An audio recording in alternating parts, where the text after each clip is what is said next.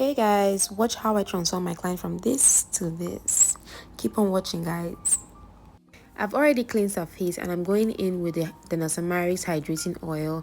My client has dried skin, so she needs all the hydration and moisture that she can get. And after hydrating, I'm going in with the Embryolisse moisturizer. This moisturizer is very good. I'm just going in generously because, like I said earlier, she has dried skin. And then I'm going in with the Revolution hydrating spray. Now I'm going to be using the ZKL Cosmetics foundation and the NARS foundation mixed together to get an actual shade. As a makeup artist, I like to actually mix to get the actual shade of the client and then to also get the perfect consistency I'm looking for. Now, after blending the foundation, I'm going to be using the Kevyn Aucoin concealer and mixing both shades together to get the actual shade, the shade that I want for our under eyes as well. Now I'm mixing my concealer and my foundation together. The reason I am mixing my foundation and my concealer together is because I want a very seamless blend underneath the eyes. This concealer is actually thick. It's a cream concealer, so I want it to feel a little bit lightweight. That's why I'm adding my foundation to it. I'm going to be blending very well. Remember that blending is the key. You need to always blend. When you feel like you've not blended enough, go back and blend again. Now I'm going to be using this shade of Fenty Beauty powder in 360 underneath the eyes. This is called pre-setting. You can go in with your setting powder just like that, but I like to do this pre-setting first because it allows my under eyes look even more smoother. And then I'm going to go in with the shade 420 all over her face and then contour her face with the shade 498. This is a very dark shade of Fenty Beauty powder, and I prefer using my Fenty Beauty powder as my contour as opposed to a natural contour powder, because this one has even more coverage and it's smooth. Like, I just really like the Fenty Beauty powder. It's so good. Now I'm going to be using this Cushy bronzer. This is my new favorite right now to bronze her face. Now I'm going to be using this new Black Cosmetics blush. I will send this product from Paris as a PR package, and I will not shout out a product if it's not good. It is really pigmented and I love it. I have been using it and it even fell and got broken. I fixed it and here we are still using it. Use my code NewBlackWinnie01 for 10% off every purchase on their website, or you can just send them a DM on Instagram and you get 10% off everything, guys. I'm going to be setting the under eyes with the Huda Beauty setting powder. So even if you have oily skin, dried combination, it's important to set the under eyes. So setting is different from baking. What I am doing right now is setting. We're not using too much product, we're just only setting the under eyes. And now I'm going to be using the Davis pencil on her brows. If you want a well-detailed tutorial on these brows, I'm going to be uploading it next, and I'm going to be linking it down in the description down below for you guys to watch later. Personally, I love to use more powders than cream or liquid. First, because of the weather that we are in this Dubai, like, it is so hot and you don't want to be using too much cream so your makeup doesn't melt. And this has actually worked for me over time, so I just like to stick with what I like or what I know that works best for me. Secondly, it's also very easy to blend very well compared to when you use cream or liquid product. So I'm using the first dark shade of powder at the beginning of the contouring and then going in with another shade of Fenty Beauty powder in 460 and finishing all by highlighting the nose with a lighter shade of powder. Now I'm down to eyes and I'm using my concealer as my eyeshadow base. I'm going to be using the Fenty Beauty powder in 498 as the first shade for the eyes. After that, I'm going to go in with another shade 460 to blend out the harsh lines. After blending out the harsh lines, I'm going to be using this TUI Cosmetics eyeshadow. I'm just going to be touching around different shadows, but I'm going to be starting with this champagne gold first, and then just blending and touching here and there different shades of shadows. Most times as artists, we don't even know exactly what we want to do, but by doing this, I was able to achieve like a good eye look. And then I'm going in with my ZKL Cosmetics eyeshadow. I'm using this dark color here just to put in more depth onto the eyes, the outer V of the eyes.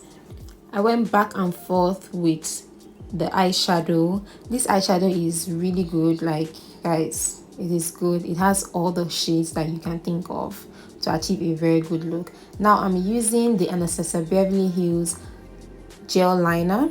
I'm gonna be lining her eyes, and then I'm also going to be smudging the eyes. I have a well-detailed tutorial on how to draw a wing liner, like the perfect wing, which is very easy. So check it out on my page, or I'm going to be linking it in the description down below, guys. Now I'm going to be using this Fenty Beauty powder in 498 to smudge our under eyes. We don't want it looking too dark. That's why I'm using this powder shade. I'm going to be dusting off the fallouts or any harsh lines, and then while I was just about to do my lining for a nude lippy, my client was like, oh, that she wants a plump pinky lip, and I was so happy. I was so excited. I was like, okay, because I'm tired of red, I'm tired of nude, I want something different. And we did that. And these are the shades of plum pink peachy lip stains that we'll be using for the application, and we've already mixed and we know what we are going for. I'm going to be using this shade from Malaria Cosmetics. I will send this PR package in 2022, and I haven't really gotten to use it quite a lot because most people don't really request for shades like this. They're always all about nude, red, and I'm so excited to use this product because this product is really good. It is pigmented, like, and it lasts long. You know that kind of long that you have to literally scrub off your lips. That's the kind of long. It stays so long on the lips. Now I'm going to be mixing another shade of Malaria Cosmetics and the So Pro lip stain mixed together. So while I mixed these two shades together, I noticed that, or I realized that it was a bit light. I should have just used only the pink shade from Malaria Cosmetics. So I blended it out. It's more like a back and forth thing. If you're trying to achieve an ombre plump lippy, you have to be ready and patient about blending. It is very important. If you're not patient, you will not achieve a good result.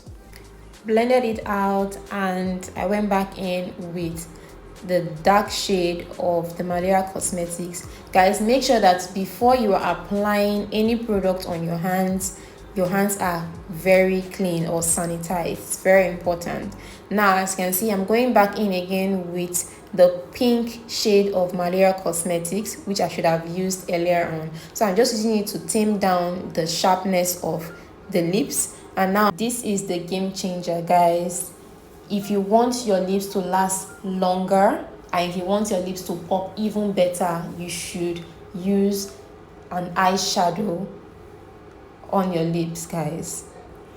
So now I'm using this shade from ZKL Cosmetics eyeshadow. This is a deep dark plum eyeshadow shade. I'm just going to be lining it around the perimeters of the lips, and then I'm going to be blending as well. Like I said earlier, you have to be patient. You have to be very patient when doing an ombre lip if you want to achieve a good result. I blended it out, went back and forth again with the pink shade. Blend, guys. You have to blend. It is tedious than this, guys. It's not so easy.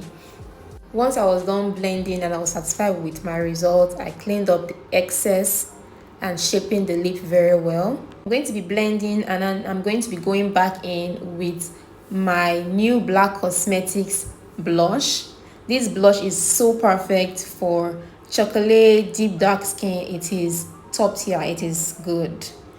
So I'm just going to add color to her face, go back to bronzing again, add contouring, do all the things that I need to do to like finish up this entire look. As you can see, it's all coming together. I'm just blending.